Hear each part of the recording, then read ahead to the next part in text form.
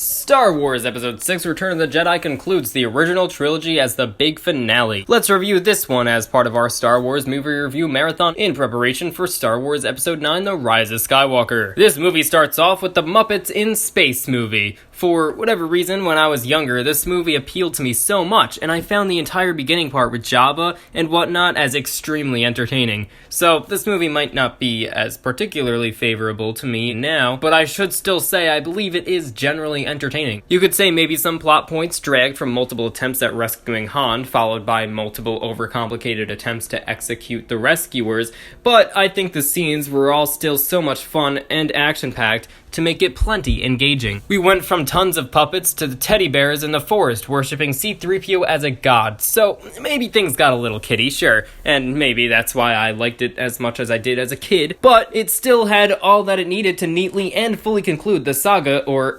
trilogy. Environments such as Tatooine, the Death Star, and Dagobah may have been repeated, but as for the next lively planet they introduced, you got Endor. That probably led for there to be a lot of comic relief with the Ewoks and all, but it's not like that necessarily took away from what was happening. Generally speaking, there was still plenty of new Star Wars content added here. Emperor Palpatine was finally fully developed, along with Jabba's whole gang introduced. There was even more outstanding music, and the viewer is treated with more big reveals like Leia being Luke's sister, and Darth Vader having his hand cut off just like Luke, or really just the whole idea that there was still good in Darth Vader. The tension really rises in this movie, and we finally approach the big climax and are shocked that the Death Star is fully operational, or we finally see Luke go and confront Vader and the Emperor. All this is great, but something I must say that does take away from the suspense is that the characters keep bringing up how that if Luke fails, they'll just resort to Leia and be fine. It's like there was a backup plan, and if Luke fails, then they could just be fine. So I didn't really appreciate that, but